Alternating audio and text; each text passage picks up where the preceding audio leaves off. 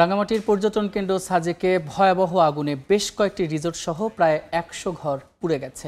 ৪.৫ ঘন্টা পর সেনাবাহিনী, ফায়ার সার্ভিস এবং স্থানীয়দের চেষ্টায় নিয়ন্ত্রণে আসে আগুন।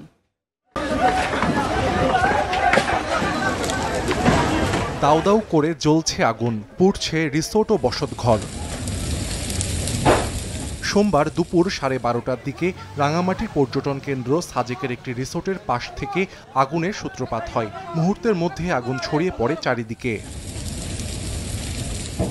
একের পর এক পুড়তে থাকে রিসোর্ট সহ বসতঘর। তাৎক্ষণিকভাবে আগুন নিয়ন্ত্রণে কাজ শুরু করে সেনাবাহিনী ও স্থানীয়রা। একটা রিসোর্ট পুরা মানে কতগুলা পরিবার, ম্যানেজার, স্টাফ, মালিক, জায়গার মালিক সবাই ঘরের পথে বসে যাচ্ছে।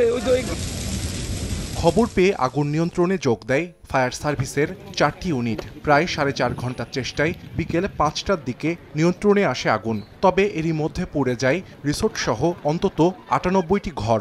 আগুনের হাই এত উপরে ছিল যে আমরা ফায়ার সার্ভিস ছাড়া বা পানি ছাড়া এইটা নিভাইতে আমাদের খুব কষ্ট হয়ে গেছে। সবাই আজকে রাস্তার পারে এসে বসে গেছে। তাদের অবস্থা এতটা শোচনীয়, সান্ত্বনার মতো কোনো ভাষা নাই। এদিকে আগুন লাগার কারণ তাৎক্ষণিকভাবে জানাতে পারেনি কেউই। সময় সংবাদ, রাঙামাটি।